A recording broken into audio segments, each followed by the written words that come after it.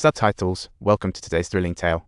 Danny returns, armed with new gear, at his girlfriend's door, ready to excel. Just as he was about to sneak away, his girlfriend suddenly called out to him. She was surprised to see the new and improved Danny. Danny felt clueless at the sight of his girlfriend's cute baby. When asked to hold it, he hesitated, seeing his muddy clothes and wanting to flee. His girlfriend thought it was no big deal. Nervously, Danny gave it a shot and held the baby, feeling an unprecedented wave of happiness wash over him. At that moment, Danny knew he didn't regret the right choice, proudly staying by his daughter and girlfriend's side. Shortly after, the team received a challenging mission. A party had erupted in the Yarnell Mountain near Prescott due to lightning strikes. Mark hurriedly led the team to the scene, but he was already sweating bullets looking at the approaching wildfire. At that moment, dark clouds hovered above the valley. This party could take a nasty turn. Mark quickly ordered the fire line to be lit, and the team jumped into action, psyched for a showdown. While the crew was lighting up, Mark pulled Danny aside, trying to spill the beans, as he had wanted to commend Danny for a long time. The old man, lacking words, resorted to a stern warning. Ultimately, he vowed to give his all. Faced with the boss who gave him a second chance, Danny could only reply with a simple thank you, feeling deeply moved. Soon, the fire line was successfully lit. However, the hilarity ensued when a water truck totally aimed the wrong way. With a heavy downpour, the fire line got drenched, and just like that, the flames were snuffed out. Mark couldn't believe his eyes and shouted in exasperation at empty space, "What a comical disaster." Since the fire line was soaked, it was a no-go. Mark had to abandon ship and prepare to set up a new fire line. He summoned Danny, as it required time to set the fire line and someone needed to keep watch, ready to sound the alarm if needed. Then he stepped up without hesitation, eagerly accepting the task. The rescue van arrived fast, but before leaving, Ryan blurted out, unaware of what's coming. Danny immediately started recording monitoring results from the summit, reporting everything to Mark. The situation was under control. However, before long, the wind suddenly shifted and a fiery gale rushed toward Danny. Danny quickly relayed the news, and Jesse ordered an evacuation, basically, time to run. But the flames surged fiercely, surrounding Danny as thick smoke engulfed the forest. Mark had to lead the team to a safe zone, but Danny's response was nowhere to be found. Tension peaked among the crew, but just then the rescue vehicle arrived, successfully whisking Danny away from danger. Finally, a sigh of relief. The firefighter promptly reported Danny's status to Mark, easing his worries.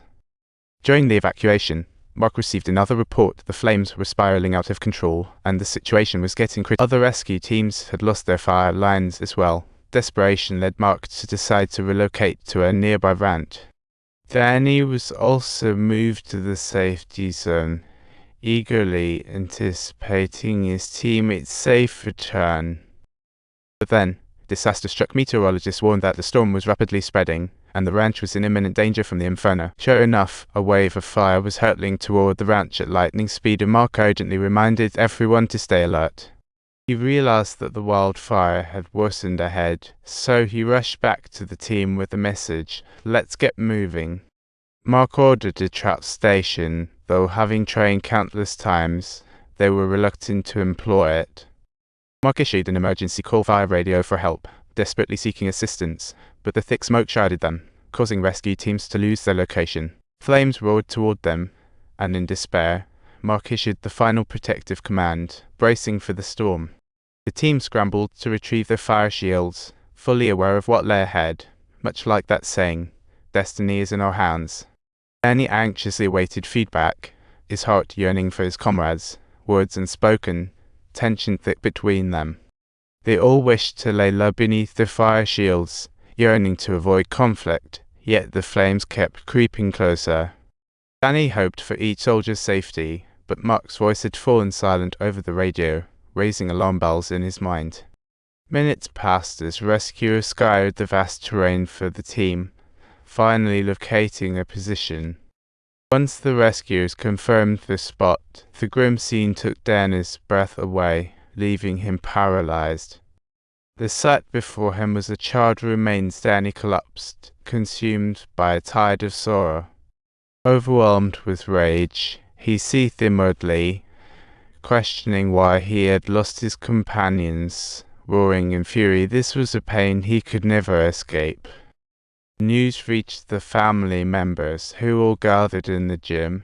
Only one individual had survived, yet nobody knew who that fortunate person was. They all secretly hoped it would be their loved one, but the children's faces reflected a mix of longing and fear. That night, Danny defied protests and entered the gym, knowing this choice was cruel, but hoping everyone would come to understand. Danny's arrival shattered everyone's hope. She quietly left, witnessing the family's devastation. Perhaps the harsh realities of life gave her courage to face the future. She pressed on, knowing that outsiders would never comprehend. As Danny sank to his knees, overwhelmed, the captain's wife approached, offering him comfort. "It's not all your fault, my dear. This movie is based on true events. Let's seek out hope in real life."